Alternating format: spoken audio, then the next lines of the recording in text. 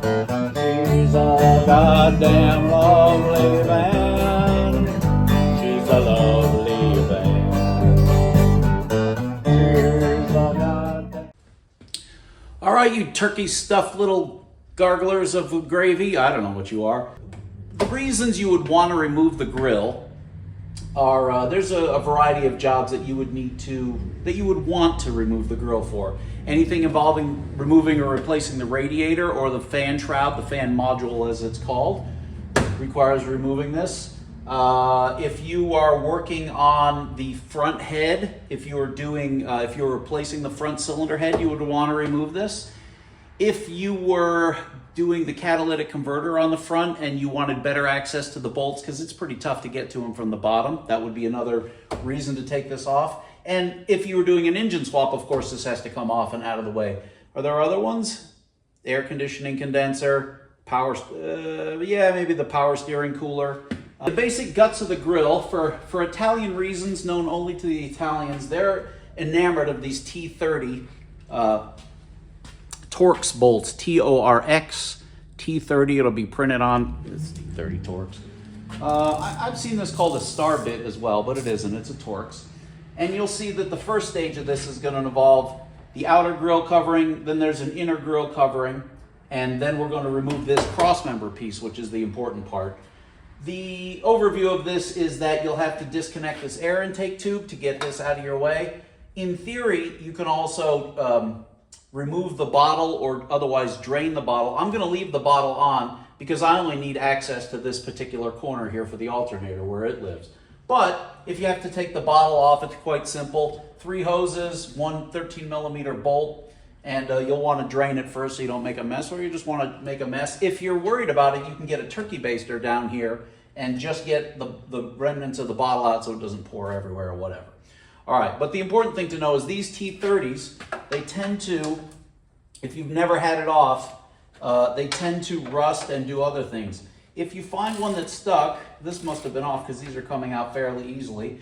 I'm going to loosen them all by hand, like you loosen yourself with hand, or your mom loosens, never mind. I'm going to break them all loose by hand, only because I don't want to strip one. And then I'll go back with a power tool, because, because that's the kind of guy I am. What's to know, if one of these or any one of these Torx, let me show you what they look like. Just happen to have my power tool right on. What these look like is a little flat thing with a Torx in the top, and it's just a little threaded thing. And I would prefer these be bolts with a washer or something, but whatever. They're Italian, they're allowed to do nutty stuff. They do nutty stuff all the time. The thing to know about these is if you strip it or have trouble with it, what you can do, that I have done many times in the past, depending on how it's in there, is you can get a vice grip around the perimeter of the thing and just get enough grip on the edge of it with your vice grip to aid as you turn it and turn it from the you see where I'm going with this. And of course you can just drill it out and it'll fall off. As much as I poo-poo and make fun of the Italian nature of this vehicle, they're surprisingly forgiving. If you lose half of these, it'll still hold together. It's not going to fly off, and like so. All right, let's get right to it. You'll want a mag tray so you don't lose your crap. When I take these 4 off, the outer grill piece will just pop right out of there, and you'll see what's below it. I may move the camera for your pleasure, because I know that you want production value in your van porn. Who doesn't? So with those 4, this will just pop right out, and out it comes. You throw it over here where somebody can step on it. Pretty straightforward. Now you can see that this entire plastic piece is the inner. And again, how many we got? This one I guess has never been molested, so this will be virginal. 1, 2, 3, 4, 5, 6, 7, 8, 9, 10, 11, 12. Is that all of them? And these pieces are actually together, and there'll be some on the bottom that we'll have to get to if you want to get this all the way out of the way. As I've stated, this might be overkill because these are all in pretty good shape. As a matter of fact, it is overkill and they are all in good shape. What the hell, baby? I'm a pro. I can strip stuff out. Nobody knows. We got to know the better. Just stick her in the hole there, man, and let the machine do the work. These are all over, these little T30s are all over this van, and in fact, I can only think of one instance on this entire van, two instances, where it's a Torx fastener, but it's not a T30. According to these people who designed this, the T30 is the 10mm bolt of Promaster. I don't know. This one, this one, this one, and this one. God, that's satisfying. All right, now when this peels back, if I've remembered to do them all, you'll notice there's two little pins here that kind of grab it. And again, those pins are enough. It's just a rock. Pay no attention to that. And these are just some dead bugs and shit over here. Come on, there you go. Let me mean it. I could leave this like that for the job I'm doing, but there's some more on the bottom here that I'm going to do off camera. Sometimes the ones on the bottom are the normal T30s. Sometimes they're bolts. It's a very Chrysler thing to just do what you feel, man. Just please yourself on the assembly line. Let's get that off of there. I have come to find out that this particular van has all T30s in it. And I forgot to mention there's a couple in the front here. Way down here. When in doubt, strap a light to your head. Yeah. Now when I put these back, I usually anti-seize them. I don't always, it depends. But these ones towards the bottom tend to accumulate rust and whatnot. And when one strips out, then you're screwed. So I would encourage you.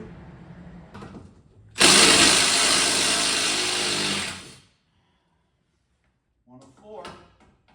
204. The bottom shield here has one little 8mm bolt that's common to both of these.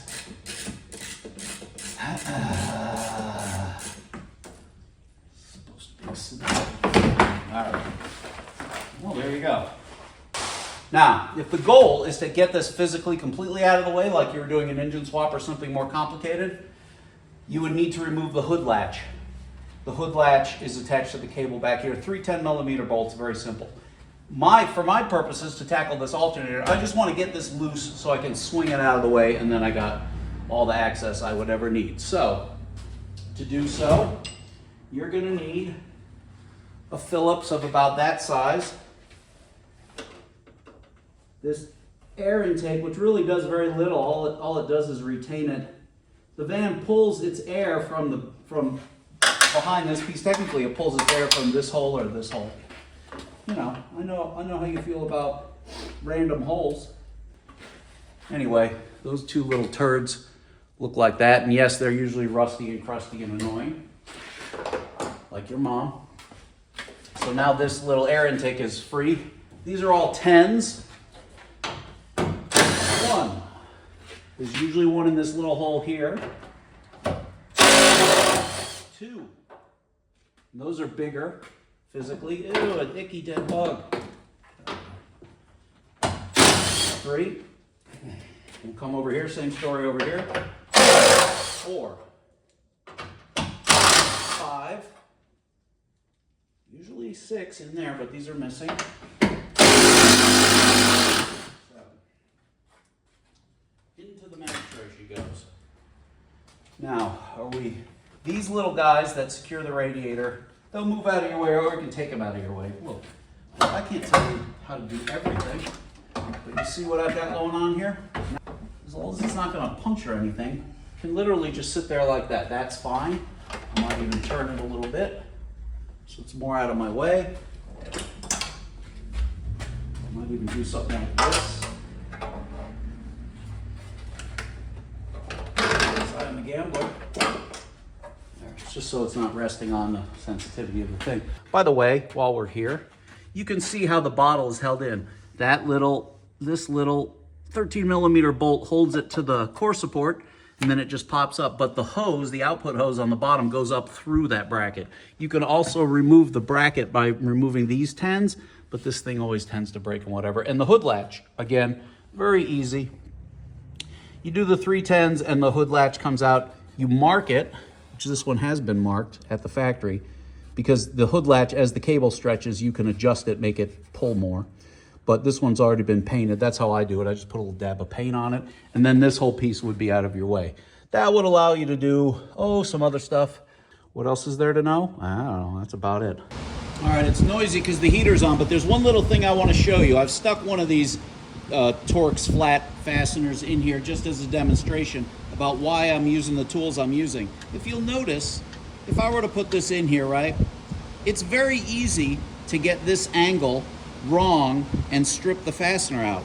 But if you use a super long thing like this, it's very easy to see when it's straight and when it's not straight. It'd be much harder with a long tool to try and put torque on it like that and strip it out. Whereas on the small tool, it's very easy to be off a little bit. You see that? Which is why smart people, when they're working on delicate fasteners like this, will often use comedically long screwdrivers and tools to make this angle easier to read that you're actually straight on it. Isn't that interesting? We've learned a lot. Okay, you saw me do that. That didn't take long. I don't know what the elapsed time would be, but you can see that getting the grill off, pretty straightforward, and does lend itself to a lot of jobs. But this does make it easier, and that wasn't much work. I could have that back together in 10, 15 minutes at the most. She's sexy like this. I think they should all be like this. It looks like, this week I went and saw Charo, who I think is 117 years old, and she dresses like this, with the front end all hanging open. And she's Charo. If she can do that, you could do that. You could drive around like this. I don't know why you want to. All right. Well, I'll check in with you later. Love you. Mwah.